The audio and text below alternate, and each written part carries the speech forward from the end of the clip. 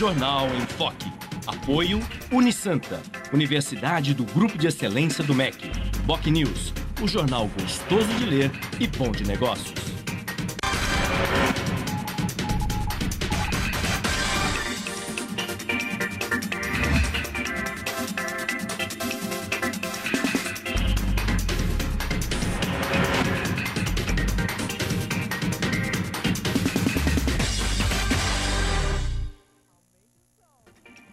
Olá, bom dia. Começa agora pela Santa Cecília TV uma nova edição do Jornal em Foque. E hoje nós estamos recebendo, com muito prazer, o diretor da Faculdade de Pedagogia da Universidade de Santa Cecília, biólogo, doutor em Ecologia, professor Fábio Giordano, e o professor de Direito Ambiental, advogado e ex-secretário municipal de Meio Ambiente, Luciano Pereira de Souza.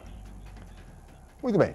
E nesta Semana do Meio Ambiente, consagradas discussões e eventos sobre o tema, é fundamental, é imperioso a discussão em torno do desenvolvimento sustentável. Ou seja, a conciliação entre o necessário crescimento econômico e a indispensável qualidade de vida.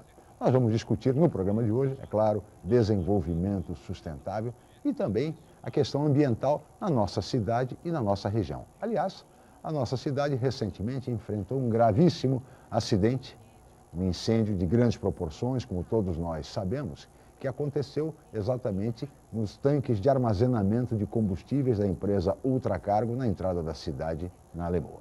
Diante desse acidente, diante desse cenário, a nossa região e a cidade de Santos têm o que comemorar nesta Semana de Meio Ambiente. Os nossos convidados vão falar sobre esse tema, entre outros temas também importantíssimos e relativos à questão ambiental no programa de hoje, já que ambos são especialistas, estudiosos da matéria. Mas tudo isso vocês acompanham daqui a pouco, logo após um rápido intervalo. Nós voltamos já com o Telejornal em Foque.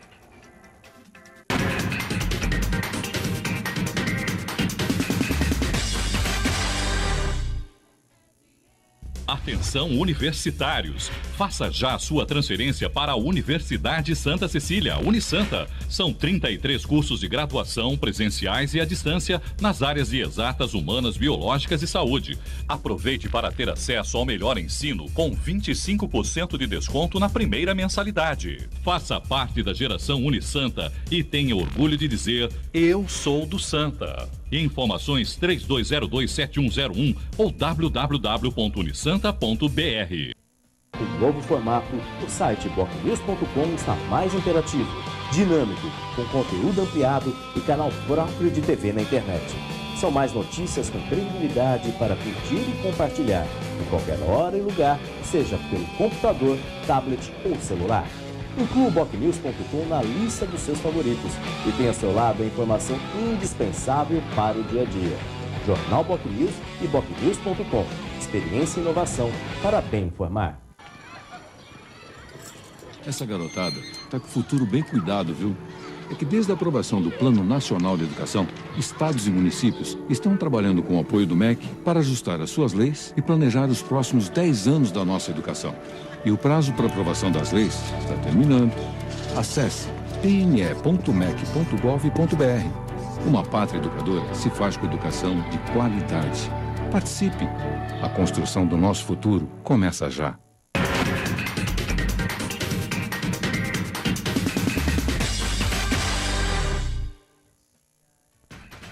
Muito bem, de volta com o Jornal em Foque e hoje nós estamos recebendo com muito prazer dois especialistas, dois estudiosos da questão ambiental. O professor Fábio Giordano, que é doutor em Ecologia, biólogo, diretor da Faculdade de Pedagogia da Universidade de Santa Cecília, e o ex-secretário municipal de Meio Ambiente, professor de Direito Ambiental, Luciano Pereira de Souza, que também é advogado.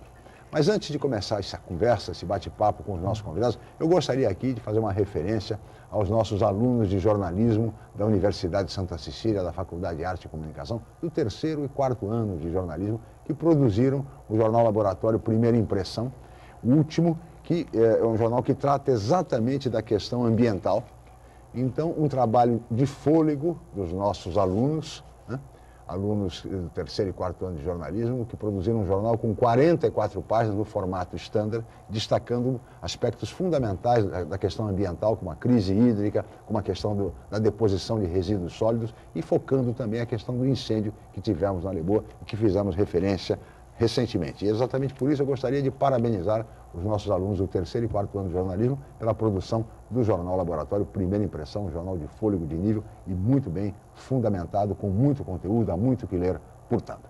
Eu agora gostaria de conversar com os nossos convidados, começando pelo professor Fábio Giordano, e lhe fazer a pergunta que deixei no editorial, na abertura do programa, professor. A nossa cidade, a nossa região, diante de tudo que está acontecendo em termos ambientais, tem o que comemorar nesta Semana do Meio Ambiente. Bom dia e obrigado pela presença, professor. Um bom dia, Chico, um bom dia, Luciano, um bom dia a todos os telespectadores.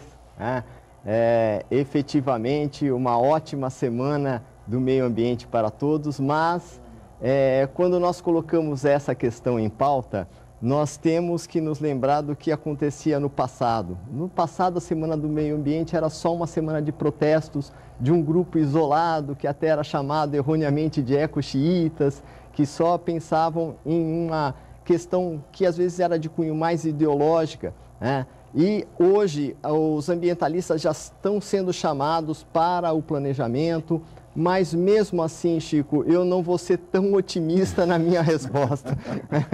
Eu gostaria de ser um pouco mais otimista, meus caros telespectadores, mas eu não vou conseguir ser tão otimista assim, porque, embora a minha vontade seja de dar notícias boas sobre o meio ambiente, algumas efetivamente a gente até pode referendar, mas assim, ainda há muito o que fazer.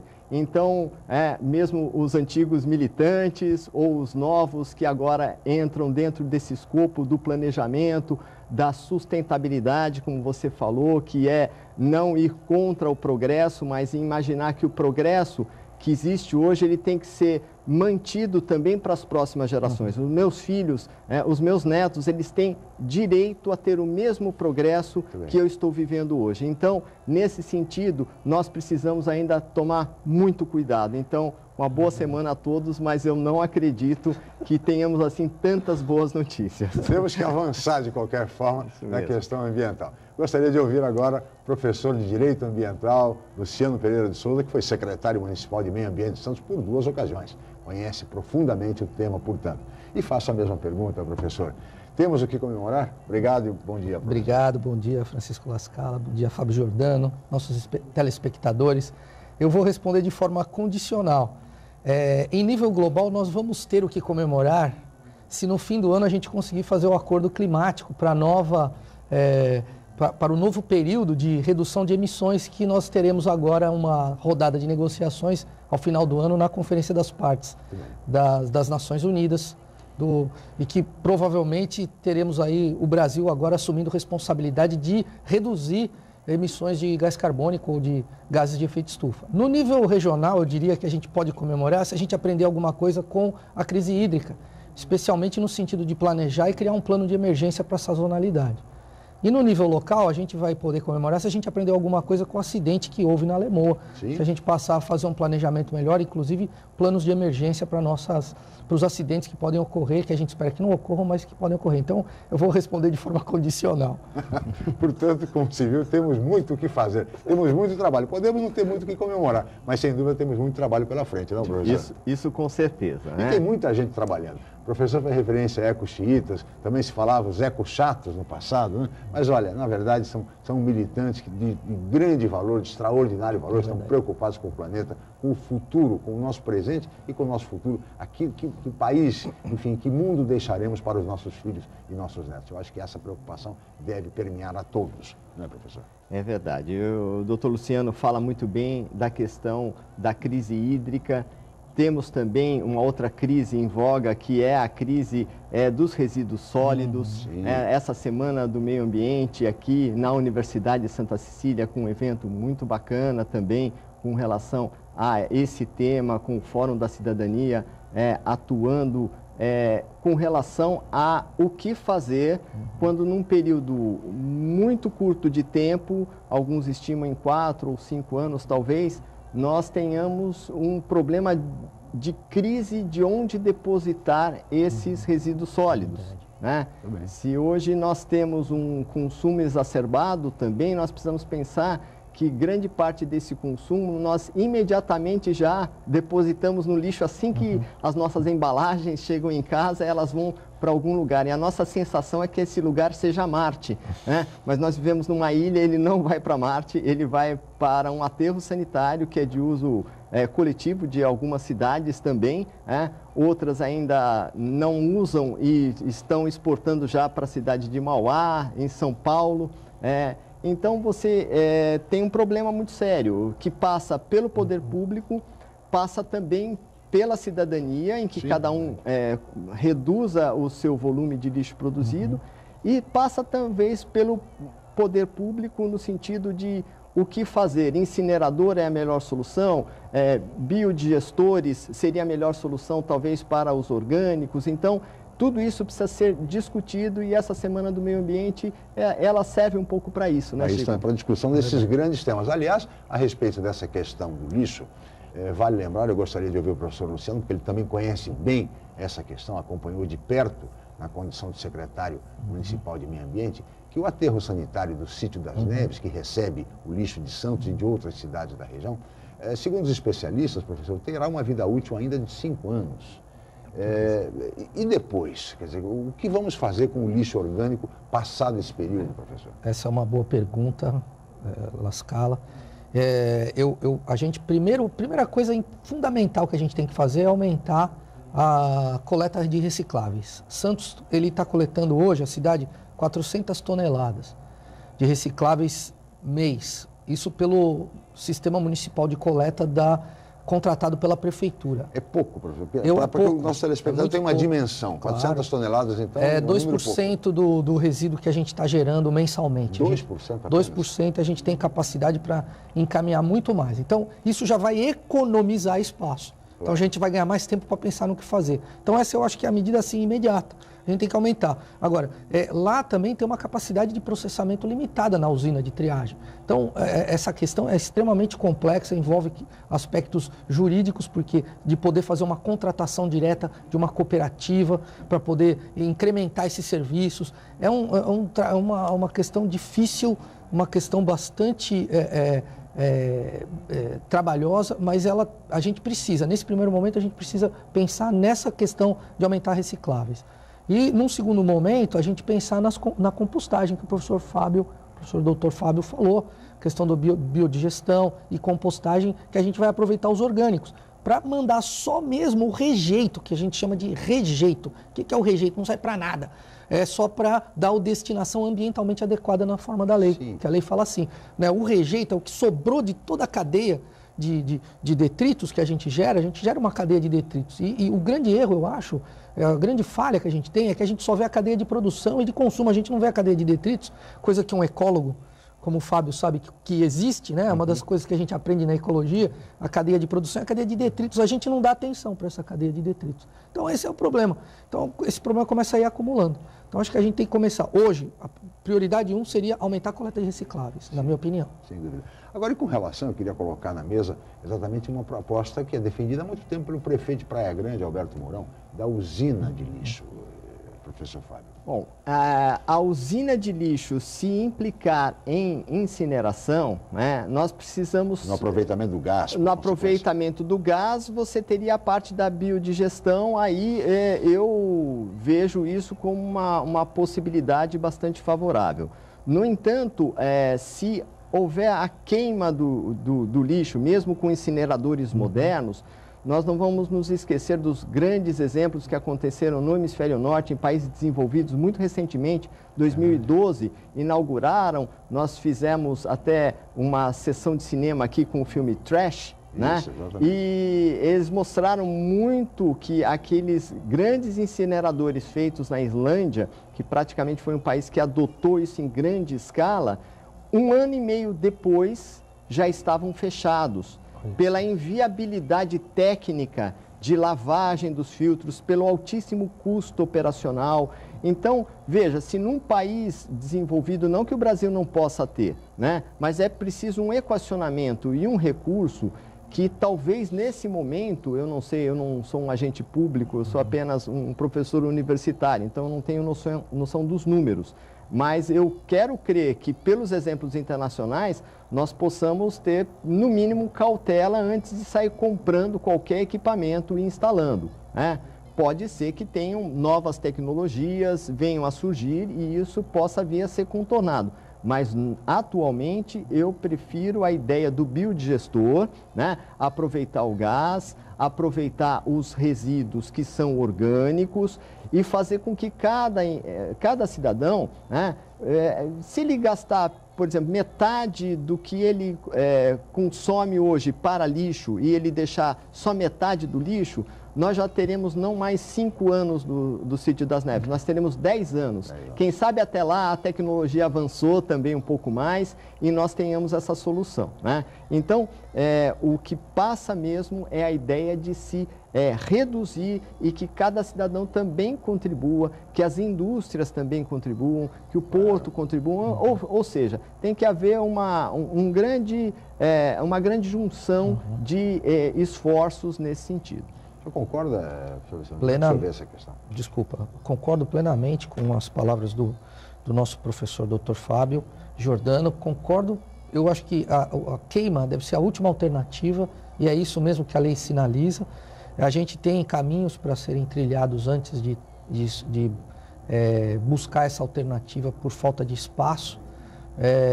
E eu acho até que se a gente, além de fazer essa redução do nosso dos resíduos que a gente está gerando, se a gente conseguir colocar um pouquinho de resíduos orgânicos para compostagem, que a gente não tem nada de compostagem aqui. E se a gente investir na logística reversa, porque até agora só saiu o acordo das lâmpadas fluorescentes e nem foi implementado ainda. E a gente tem logística de pneu, de lâmpada. Pneu já tem alguma coisa, já está saindo, mas ainda não está fechado. O óleo lubrificante já tem há bastante tempo, já funciona assim, mas do resíduo que a gente gera no dia a dia, a gente tem a questão dos eletroeletrônicos e a questão das lâmpadas fluorescentes e embalagens, que se a gente trabalhar nisso, eu tenho certeza que também vai reduzir, porque tem muita coisa que vai misturada no lixo ali, contaminando inclusive. Não é só questão de espaço não, é contaminação. Essas lâmpadas têm mercúrio. Então a gente tem que trabalhar também nessa questão. No fundo, nós vamos ter que ter um cidadão técnico, um cidadão que tenha uma consciência, um conhecimento de como descartar cada tipo de resíduo. A gente tem uma categoria aí a lei fala em 13 categorias. Se a gente conseguir diferenciar umas 7, 8 para a gente poder dar a destinação adequada, e aí eu falo também de remédios, um monte de coisa que a gente tem para a gente saber destinar, é uma responsabilidade, é um ato de responsabilidade do cidadão. Então eu acho que se a gente começar por aí, eu acho que a gente consegue... Mas, professor, isso não passa necessariamente pela educação ambiental? Veja, nós estamos num país, professor Giordano, professor Luciano, onde o desperdício é uma marca registrada, indiscutivelmente. Nesse sentido, a crise hídrica vem até de forma a alertar as pessoas para que economizem, né? Mas nós somos um país do desperdício. E, por outro lado, de uma certa acomodação. Então, de repente, o descarte de uma pilha é uma simples pilha. A pessoa vai guardar para levar para um ponto de descarte, se pode jogar no próprio lixo doméstico, ou seja, até por uma questão de comodidade, de conforto. Isto passa necessariamente por educação ambiental, não? Quer dizer, como lidar com isto? É verdade.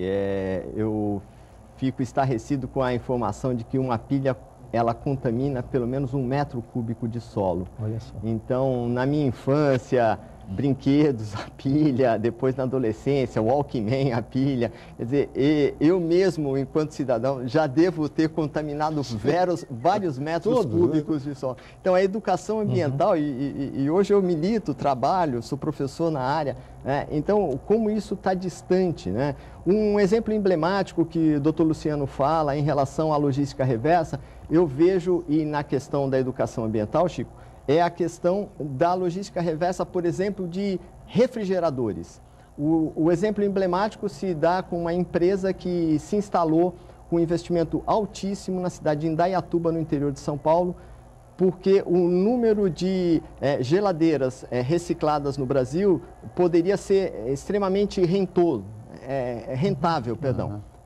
E então eles vieram para cá mas a falta da educação ambiental fez com que essa firma trabalhasse por 4 anos só com 10% do seu funcionamento, porque as pessoas nem ligavam para essa empresa para que a empresa viesse retirar o refrigerador. Eles trabalharam só com firmas de sorvete e de refrigerante que tinham que atualizar os seus equipamentos por uma questão aí de marketing, estética, então eles reaproveitavam. Então essa indústria está pensando seriamente em ir para o Chile, onde se vende muito menos a linha branca, onde se tem muito menos consumo de geladeiras, mas se tem muito mais educação ambiental.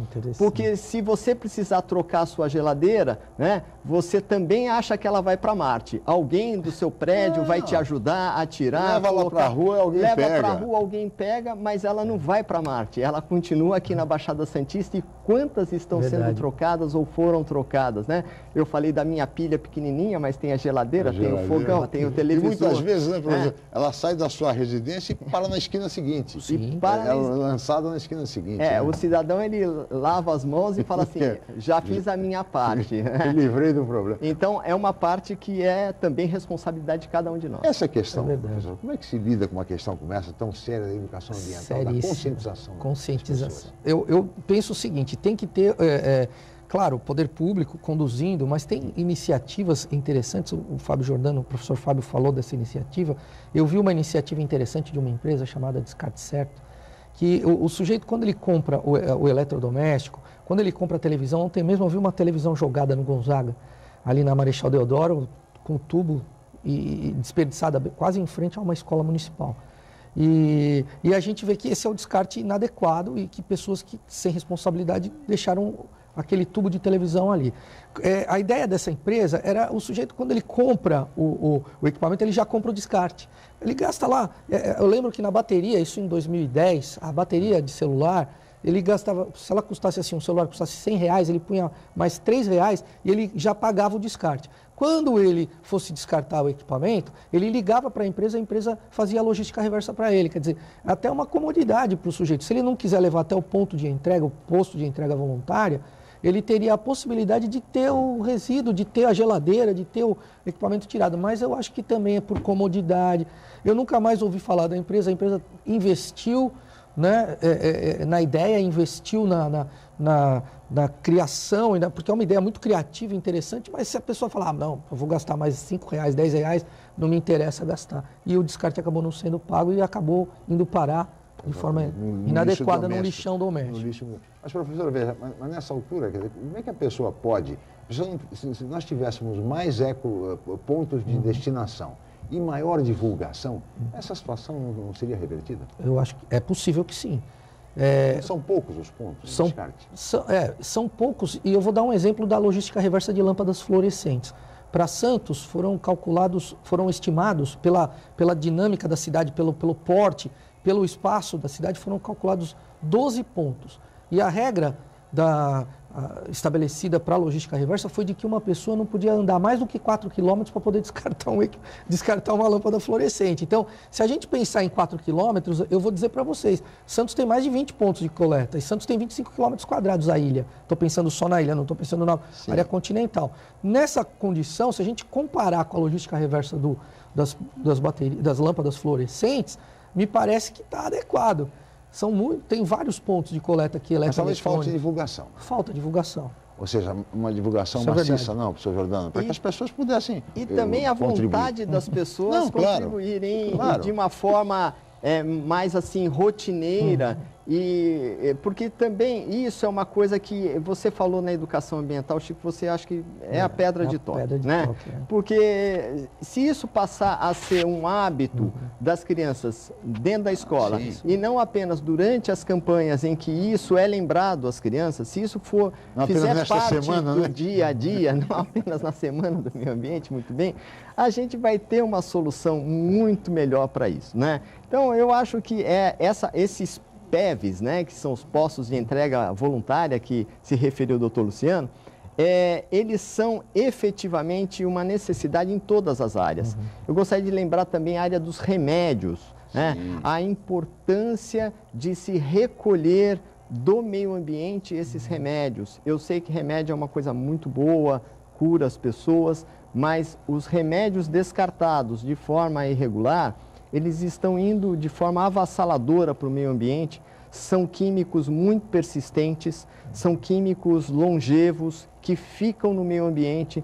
Eles têm, nós temos exemplos aqui de estudos no nosso laboratório de ecotoxicologia da Universidade de Santa Cecília, de ensaios de ecotoxicidade que fazem com que esses fármacos sejam testados com mexilhões, com outros seres invertebrados, e esses fármacos são avassaladores, eles entram dentro da célula, existe uma organelazinha dentro da célula, lá, o tal do lisossomo, né? Talvez as pessoas se lembrem ainda do colégio dessa organela, ela estoura e aquela célula fica absolutamente danificada. Então, coisas que nos fazem bem, são boas para a nossa saúde, tem também consequências para o meio ambiente que nem sempre são tão boas. Então, descartar isso, por exemplo, no vaso sanitário ou na pia, é totalmente inadequado, né? E tem tanta farmácia aqui em Santos, né? Convenhamos, né? Puxa vida, se em cada uma tivesse um posto de entrega voluntária, estaria resolvido. Saiu uma ótima ideia, ótima ideia do professor Jordano. As farmácias poderiam, essas grandes redes, poderiam exatamente desenvolver um projeto como esse, no sentido da destinação adequada aos remédios. Eu peço licença de ambos os professores, nós vamos para um rápido intervalo e no próximo bloco vamos falar sobre desenvolvimento sustentável. Voltamos lá.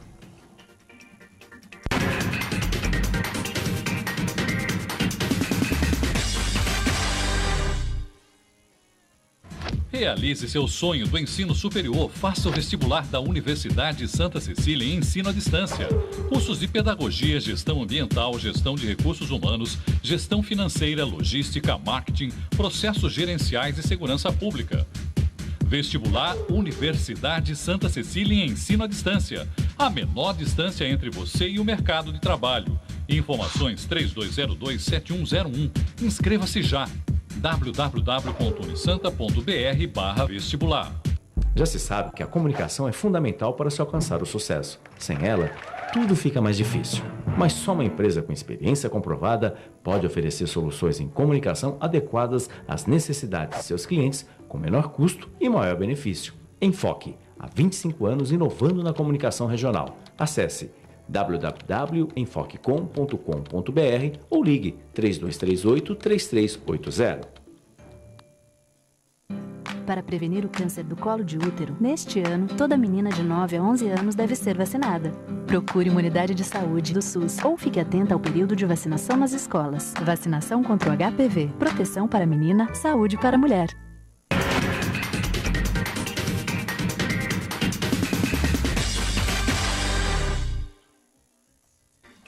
Muito bem, estamos de volta com o Jornal em Foque, que recebe hoje dois especialistas, dois estudiosos em torno de meio ambiente nesta semana consagrada ao meio ambiente. O professor Fábio Jordano é doutor em Ecologia e diretor da Faculdade de Pedagogia da Unisanta, e também o professor Luciano Pereira de Souza, advogado, professor de Direito Ambiental e ex-secretário municipal de Meio Ambiente de Santos. Eu queria discutir nesse bloco, começar a falar um pouco sobre o desenvolvimento sustentável. E todos nós visamos alcançar o desenvolvimento sustentável, que é conciliar desenvolvimento econômico, ou seja, crescimento, geração de empregos tão necessários, por outro lado, com a indispensável qualidade de vida. É possível se alcançar o desenvolvimento sustentável ou é uma utopia, professor Luciano? Boa pergunta, professor Lascala. Eu acho, primeiramente, a gente percebeu o seguinte: o conceito é da década de 80, ele veio, né, com a ideia de que a nossa geração ela tem uma obrigação por equidade, até moral e jurídica, vamos dizer assim, agora reconhecida, de garantir as mesmas oportunidades de acesso, como o professor Fábio falou, para as futuras gerações, né? Igualdade de oportunidades, igualdade de acesso. Então, para isso acontecer, a gente tem que programar um desenvolvimento que ele permita que as futuras gerações tenham acesso a esses recursos, a esses bens que nós temos hoje. E isso pode ser avaliado assim, numa curva de crescimento que não seja exponencial, uma curva de crescimento que tenda a um limite, né, de crescimento. Então, é a primeira coisa, a gente só pode falar em desenvolvimento sustentável quando a gente começar a pensar em limite. O segundo aspecto importante, o desenvolvimento, ele está ligado a 3 dimensões e agora uma quarta. É a dimensão social, a dimensão econômica e a dimensão ambiental, com prevalência para a dimensão ambiental. segundo, né, a opinião de muitos estudiosos no assunto. Então, para a gente atingir esse desenvolvimento sustentável, a gente teria que pensar numa fórmula que eu acho que fica bem sintetizada num princípio, que é um princípio novo, que está na Lei da Política Nacional dos Resíduos Sólidos, que é o princípio da ecoeficiência, que é você conseguir ser um cidadão ecoeficiente, um produto ecoeficiente. A ecoeficiência é o que garante a sustentabilidade. Agora, só um último detalhe importante, além relacionado à questão da ecoeficiência, é que é o seguinte: não existe um único modelo de desenvolvimento sustentável. A variável cultural, ela atravessa, ela transversalmente, a dimensão, é uma quarta dimensão do desenvolvimento sustentável que atravessa transversalmente a dimensão social, a dimensão econômica e a dimensão ambiental, para que as próprias comunidades elas possam também fazer a escolha do modelo de desenvolvimento sustentável e a gente não impor um modelo imperialista. Sim. Isso é muito sério, então é um negócio extremamente complexo e interessante. Sem dúvida. Professor Giordano. Eu queria ir por um caminho que eu gosto muito do Dr. Caigalles, que ele escreve um pouco sobre a psicanálise, sobre a adolescência, e o telespectador vai talvez entender aonde eu quero chegar, porque nós fomos uma geração que semeamos o progresso, transformamos de alguma forma o mundo, né? Quando nós tínhamos 18 anos, Bill Gates e outros também tinham 18 anos, usaram bastante os recursos da terra e agora, de alguma forma, nós estamos projetando nos jovens, de uma forma bem psicanalítica aqui falando, né? Nós estamos projetando nos jovens a resolução para um problema que, na verdade, nós começamos. O mundo não consumia tanto assim antes dos anos 70, dos anos 60. Nós inventamos isso, né? Os Estados Unidos começou isso nos anos 50, e nós continuamos isso pelos anos 60 e 70. Então, de alguma forma, nós precisamos não apenas imputar ao jovem a obrigação de cuidar do meio ambiente. Nós que começamos essa história, nós temos que educar essas pessoas, para que elas entendam, continuem com a satisfação do progresso. Quem é que não gosta de ter um equipamento novo? Quem é que não gosta do progresso? Só que isso tudo tem um custo ambiental. E esse custo ambiental, nós de alguma forma estamos projetando nos jovens. Somos responsáveis e temos que encontrar uma solução. Exatamente. Até para espiar com X a nossa responsabilidade. Tá certo, Luciano? Ou pelo menos orientando adequadamente a todos os jovens. Agora, um outro tema que está muito presente, professor Luciano, professor Fábio, e estamos vivendo, é a questão da crise hídrica. A sensação que se tem é de que a crise passou. Eu pergunto a ambos os estudiosos, quer dizer, não se fala mais nisso, a imprensa acaba não tocando muito mais no assunto, parece que o problema está resolvido, parece que tudo voltou ao normal. Procede essa avaliação, professor Luciano, ou de fato nós precisamos continuar na campanha contra o desperdício, pela economia, discutindo o tema? Não lhe parece que de repente houve assim uma espécie de uma certa tranquilidade em relação a isso, dando uma sinalização que está tudo bem? Está tudo bem mesmo? Professor Lascala, semana passada nós fizemos um congresso, 14º Congresso de Direito Ambiental aqui da nossa universidade, e o tema foi justamente a proteção dos recursos hídricos. O professor Fábio Giordano acompanhou também. Na visão do Ministério Público, não está nada bem, não. Há uma série de problemas que precisam ser abordados em termos de gestão dos recursos hídricos, em termos de relações políticas e jurídicas envolvendo o serviço, que isso é um serviço que é prestado, é um serviço de coleta e tratamento de água. O pessoal usa uma expressão produzir água, unidade produtora de água. Eu queria deixar claro que as empresas que fazem o serviço de coleta e tratamento e de distribuição da água, elas não produzem água. Quem produz água é a natureza. Então, elas apenas coletam da natureza. Então, já começa uma visão equivocada. E tudo isso depende do regime hídrico, do regime de chuvas, do clima. Claro. E a gente está vendo que o clima não tem colaborado. E a tendência é não colaborar. Então, a crise não acabou. Eu acho que tem uma série, claro, tem coisas que dá para ser resolvida, devem ser feitas de imediato. criar um plano de emergência, a gente precisa ter um plano de emergência. Nós vimos isso aqui, até na Baixada Santista. A resposta que a gente teve durante o evento enquanto o regime hídrico estiver bom na Baixada Santista, nós não temos com que nos preocupar. Foi essa a conclusão, não foi, professor Fábio? Aliás, muita gente veio para cá até para lavar roupa, né? Agora, todo mundo sabe disso. Mas nós sabemos até quando o regime hídrico, o regime de chuvas vai ficar favorável para a gente? Será que nós não precisamos também fazer um estudo para, especialmente diante das mudanças climáticas, das medidas de adaptação às mudanças climáticas, do Plano Nacional de Adaptação? Tem um monte de coisa que a gente não está vendo, a gente está fazendo uma gestão imediatista e a gente tem que fazer uma gestão para o futuro. Então, acho que a crise não acabou, a crise vai se aprofundar, eu acho. Professor Jordão. Eu estive presente a esse importante congresso, onde informações valiosíssimas foram traçadas, e eu tento aqui reproduzir algumas delas em relação, inclusive, à importância que deve ser dada aos comitês de bacias, né?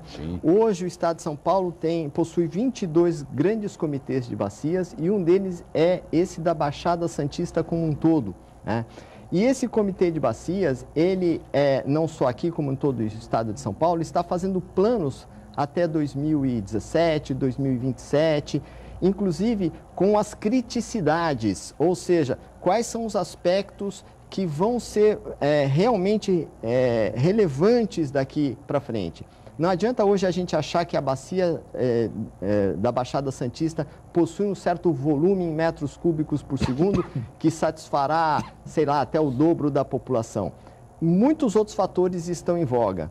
Grande parte desse volume já foi descontado nas últimas reuniões do Comitê de Bacias, porque julgava-se que esse volume fosse só de água doce, mas ele, olhando no mapa, é uma coisa, né? Você testando com salinômetro é outra. Sim. Então, quer dizer, tem recursos de água da Baixada Santista que não são potáveis sem um tratamento de dessalinização.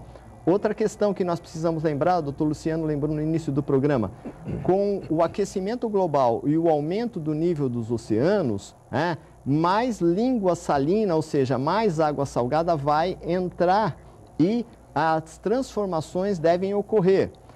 Há uma transposição que está sendo feita no alto da serra e menos água doce está descendo.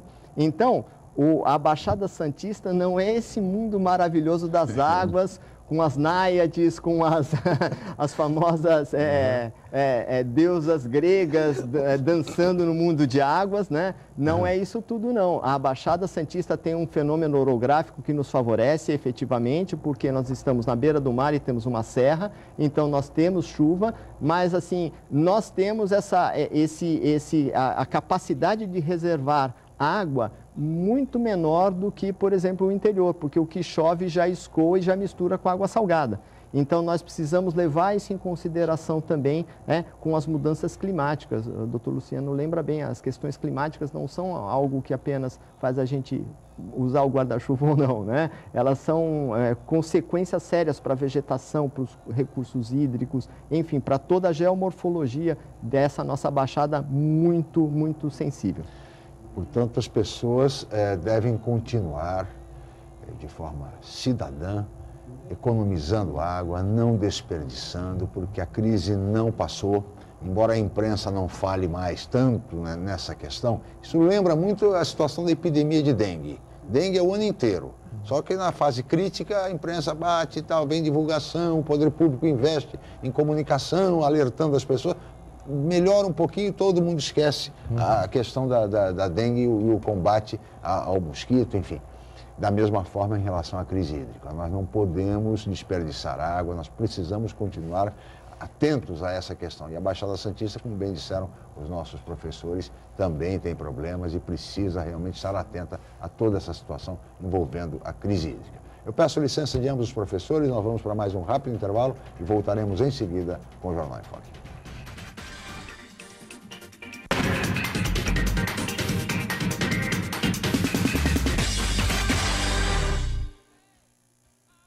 Academia Unisanta. Bem-estar, saúde e qualidade de vida. Mais de 80 aparelhos de última geração. Profissionais qualificados para orientar as atividades de modo personalizado. Ambiente agradável com muito conforto para todas as idades. Musculação é na Unisanta. Academia Unisanta. Dê uma força para a sua saúde. Informações 3202-7126.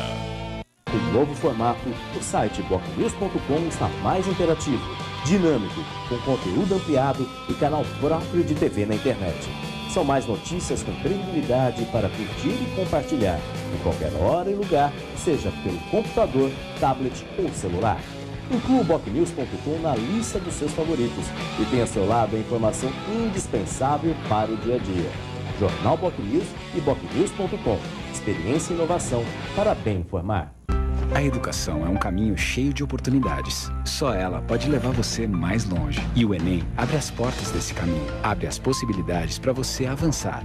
Só a educação faz você ganhar o mundo. E o mais importante, faz o mundo ganhar você. Uma pátria educadora se faz com educação de qualidade. Enem 2015. Seu caminho está aberto. As inscrições também. Não perca o prazo. A construção do seu futuro começa já. Ministério da Educação, Governo Federal, Pátria Educadora.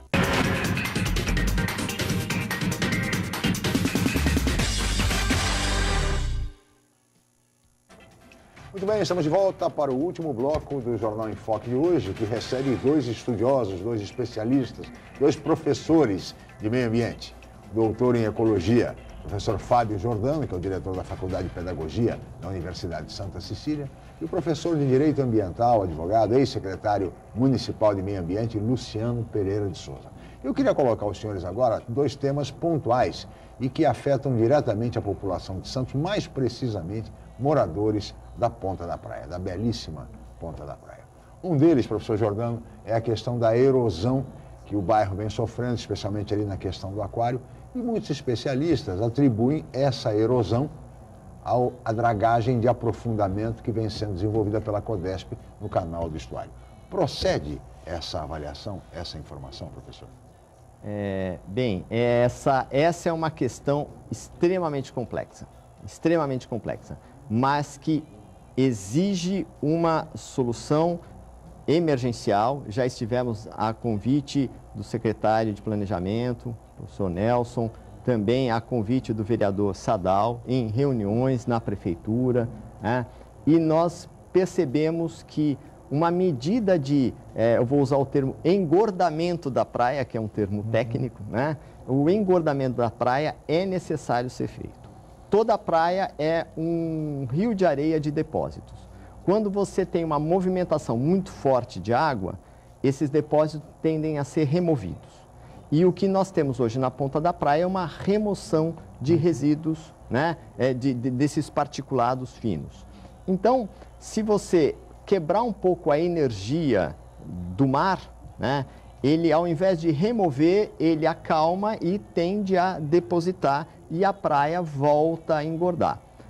Engordamento de praia foi feito na Avenida Nossa Senhora de Copacabana, no Rio de Janeiro, que só passava uma pista e hoje é uma pista tripla que passa ali, né? Então, é possível ser feito. Só que todas as obras que você faz o engordamento de um lado, vai promover, de alguma forma, algum tipo de erosão de outro. Claro. Né? Então, isso precisa ser feito com todo o planejamento. Nós temos um núcleo aqui na universidade, que é o Núcleo de Pesquisas Hidrodinâmicas, que atua com outros órgãos aqui da Baixada Santista também, captando dados e processando essas informações e podendo fazer as simulações. As simulações e projeções do que vai acontecer, né, no caso de deposição ou erosões, né, são muito precisas hoje e podem ser usadas em obras. O problema é que essas obras devem custar caro, né? Claro. E você não pode fazê-las de forma irresponsável, porque depois, para você tirar, né, essas rochas de onde você as colocou, se torna inviável economicamente. Então, essas ferramentas existem hoje e o poder público está atento a isso, só que a erosão está sendo vista de forma mais rápida do que se imaginava, né? Agora, com relação às causas, todos são componentes, né? A dragagem é um componente? É um componente. Também, nós tivemos de 2005 para cá as maiores elevações de onda, movimentação de onda fortes, né? Nós nunca tivemos... Ressacas fortíssimas. Ressacas fortíssimas, como a de 2005, 2006, que chegaram a 3,5 metros, 4 metros as ondas, né? Isso não é a prática para cá, a prática é 1 metro, 1,5 metro. Então, isso tudo também é uma questão que influencia no depósito de particulados, né? Professor Luciano, o senhor tratou bem dessa questão até quando esteve à frente da Secretaria de Meio Ambiente. Muito bem. Perfeitamente, a análise do professor Fábio é perfeita, não tenho que retocar. Apenas para complementar, talvez, e para reforçar, na verdade, não é nem para complementar, que o professor Fábio já tocou nesse ponto, já há alguns anos, desde a década de 90, o balanço sedimentar é negativo ali na ponta da praia, quer dizer, sai mais areia do que entra. Sim. Então a tendência é diminuir. E é positivo na área do canal 2, do canal 2 para o canal 1, onde a gente vê um assoreamento. E a prefeitura já fez muito esse trabalho de pegar areia de um lado e levar para o outro. Verdade. Fazendo esse trabalho de formiguinha que a gente, num estudo, talvez seja necessário manter, não se sabe.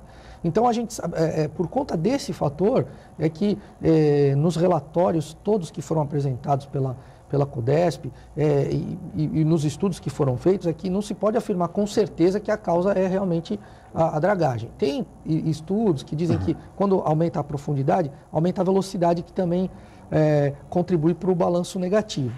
Mas é fato também, e o professor Fábio levantou a questão, que nós tivemos um regime de ressacas que a gente não via há muito tempo, e a tendência é ter mais por causa das mudanças climáticas novamente. Sim. Eventos extremos. Nós tivemos uma quantidade de ressacas. Eu vi uma pesquisa da professora Regina Célia, da USP. A quantidade era, eu não vou lembrar o número agora, mas era assim, a quantidade do ano passado praticamente o dobro do regime de ressacas, da quantidade de ressacas que chega na nossa cidade. Então isso também está lavando a areia e levando a areia embora. Então realmente é um problema sério, a gente precisa fazer um estudo e uma obra de intervenção, uma obra de engenharia. Né? E é caríssimo isso. Mas há solução, de qualquer maneira, a solução técnica. Eu vi estudos em 2012. Eu ouvi informações, a gente começou a buscar informações sobre isso. Uma empresa estava falando na casa de $60 mil para fazer um estudo, para ver a dinâmica, para ver quais soluções poderiam ser feitas para engordar a praia. Sem dúvida. Mas, de qualquer forma, a Ponta da Praia e os seus moradores merecem esse tipo de preocupação. Agora, ainda falando em Ponta da Praia, professor Luciano e professor Fábio, vou aproveitar que o professor Luciano também, é a questão do material particulado, é a questão dos terminais de grãos ali na Ponta da Praia, que criam problemas muito sérios para os moradores da Ponta da Praia e do estuário. Esta questão vai ter solução algum dia com a transferência, por exemplo, dessas empresas para a área continental? Boa pergunta, professor Lascani. Realmente, nos últimos 2 anos, a gente teve acesso aos dados do monitoramento da estação, que são públicos, estão na CETESB, qualquer cidadão pode ter acesso. Os dados de monitoramento da estação de monitoramento móvel que fica ali na Ponta da Praia, né? Dentro do Rebouças, do conjunto Rebouças. Sim. E durante o ano de 2012 e 2013, houve episódios em que a quantidade de particulados finos, que é o mais perigoso, que pode ser inalado e alojar no pulmão, ultrapassou os 10 ppm indicados pela OMS. Isso é fato. Está lá no relatório. Agora, para poder classificar a região, precisa de 3 anos históricos, um histórico de 3 anos de informações. E Santos, quando a gente pegou os dados, só tinha 2012 e 2013, mas já tem de 2014, falta juntar esses dados todos, levar para o CONSEMA, que é o Conselho Estadual do Meio Ambiente, para fazer uma classificação da área, porque depois que faz a classificação, a gente pode buscar metas de redução, porque hoje a legislação ela prevê metas de redução da quantidade de particulado. E vou mais longe. O problema não é só o terminal, a atividade, a movimentação, o grão é transportado, ele passa pelas ruas, o caminhão ele dispersa. Então, realmente, a questão é locacional. Se a gente puder levar Mas não poderia ter terminal de grão ali, né? Então, mas foi renovado por 33 anos. Pois é. A ADM foi renovada por 33 anos. Quer dizer, é um absurdo, dentro da área urbana da cidade. Quer dizer, por isso que se pensa na transferência para a área continental. Essa questão também é uma questão que mostra bem o descaso para com a cidade, né? Porque quando a prefeitura, inclusive, ingressou com uma ação buscando exatamente pôr um fim a essa situação, o Supremo Tribunal Federal simplesmente considerou a questão econômica nacional como mais importante e não importa, a cidade de Santos ficou e Santos perdeu essa ação.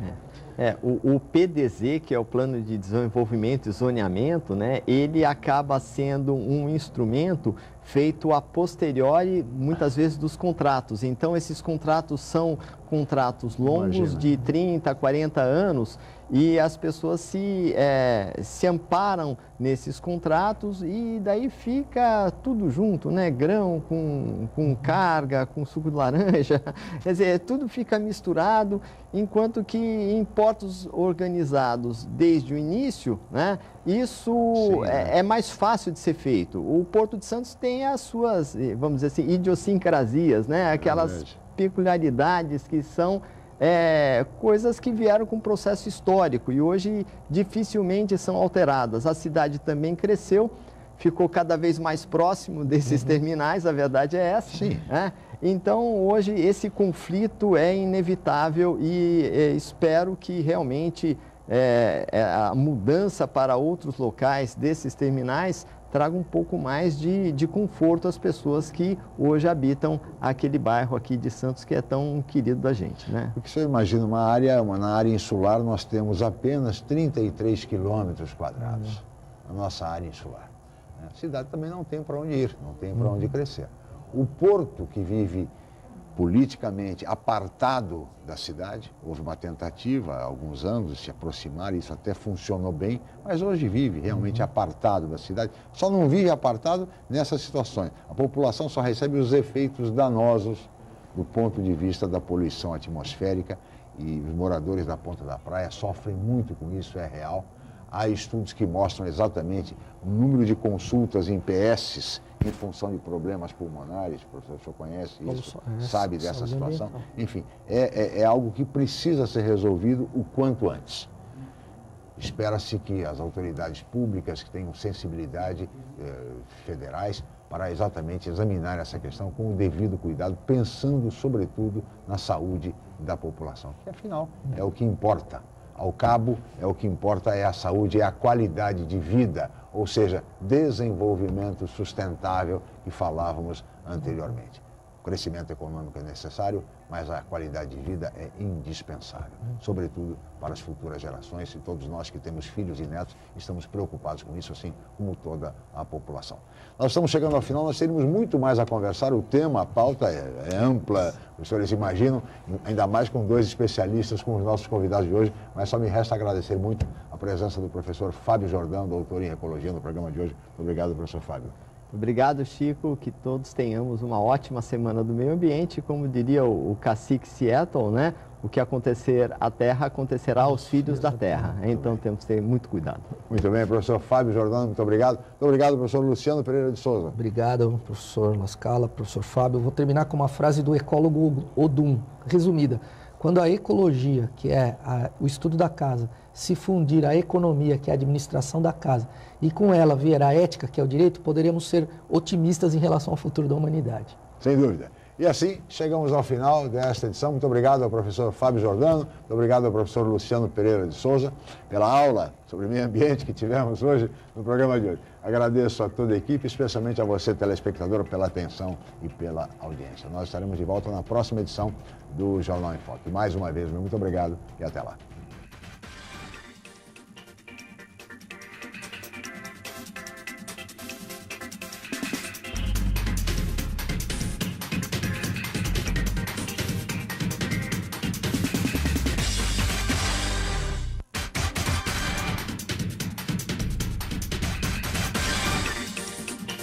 Jornal em Foque. Apoio Unisanta, Universidade do Grupo de Excelência do MEC. BocNews, o jornal gostoso de ler e bom de negócios.